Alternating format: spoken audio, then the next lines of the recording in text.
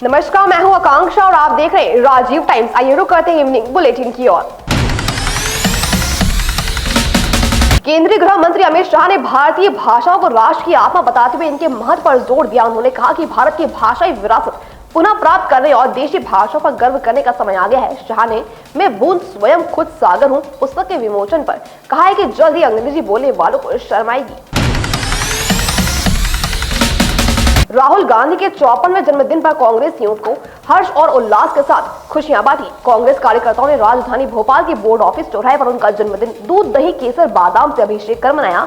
इस मौके पर राहुल गांधी का केक भी काटा गया। कांग्रेस के पूर्व पार्षद अमित शर्मा का कहना है कि जिस योद्धा ने जातिगत जनगणना के लिए संसद में सरकार को झुका दिया हो, ऐसे योद्धा का जन्मदिन केक काट कर नहीं बल्कि दूध, दही, शहद से अभिषेक कर मनाना चाहिए। गांधी जी के जन्मदिन के अवसर पर बाबा साहेब अम्बेडकर जी के चरणों में उनका अभिषेक किया जा रहा है, क्योंकि राहुल गांधी जी है जो इस संविधान की रक्षा कर सकते हैं।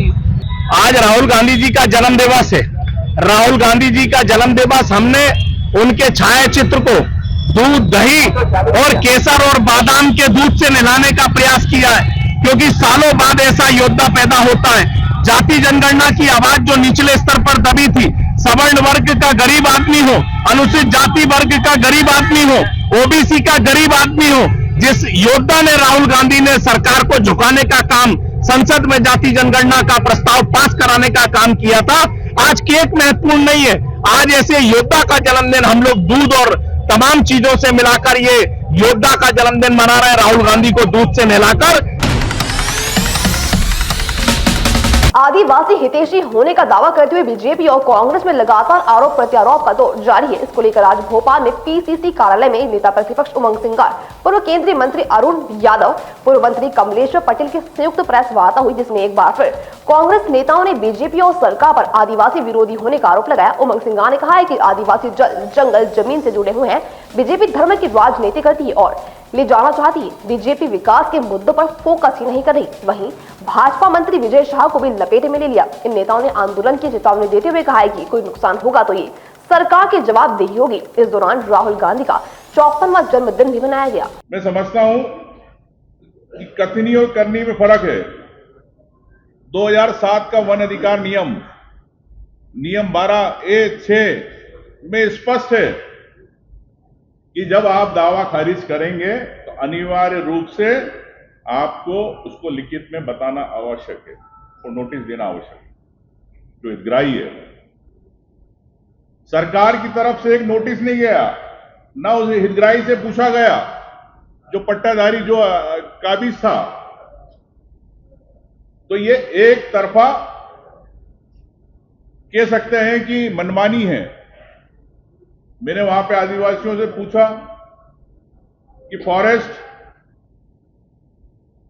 के नीचे के लोग क्या करते हैं, फॉरेस्ट गार्ड।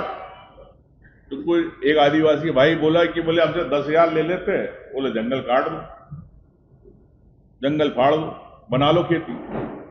एक तरफ एक माधुरी बहन है आदिवासी मुक्ति संगठन की, वो जंगल अलग कटवा रही है। खड़े खड़े जंगल रातों रात पूरे मैदान बन रहे। उदाहरण के लिए नेपा नगर में सिवल के पास ये स्थिति बनी जब मैं मंत्री था, जब गया था, रातों रात जंगल काट दिए गए। तो और आदिवासी कभी जंगल नहीं काटता। ऐसे कौन लोग हैं जो आदिवासियों के बीच में होके जंगल कटवा रहे? वो सरकार और फॉरेस्ट अधिकारी कहते हैं कि आदिवासी काट रहे। तो इस पे भी सरकार को संज्ञान लेना चाहिए, जांच करना चाहिए, मैं समझता हूं। कांग्रेस कार्यकर्ताओं द्वारा राहुल गांधी की तस्वीर का दूध से अभिषेक करने पर मंत्री विश्वास सारंग ने आश्चर्य व्यक्त किया।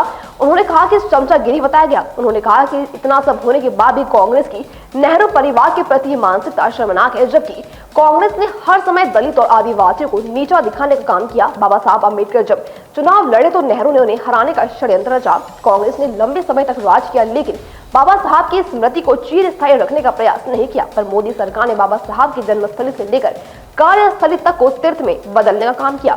उन्होंने कहा, कांग्रेस दलित और आदिवासी हितैषी होती तो द्रौपदी मुर्मू का विरोध नहीं करती। जब भाजपा ने उन्हें राष्ट्रपति पद का प्रत्याशी बनाया, केवल ढकोसलेबाजी करना कांग्रेस की आदत है।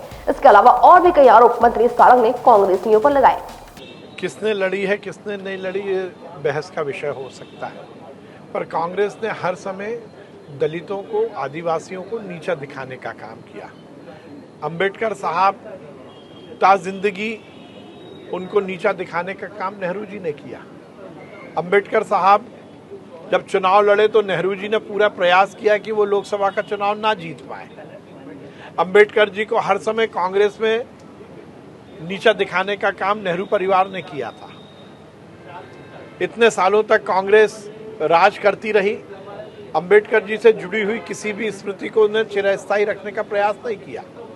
नरेंद्र मोदी जी और भारतीय जनता पार्टी है जिसने अंबेडकर साहब की जन्मस्थली से लेकर कार्यस्थल तक तीर्थ में परिवर्तित करने का काम किया।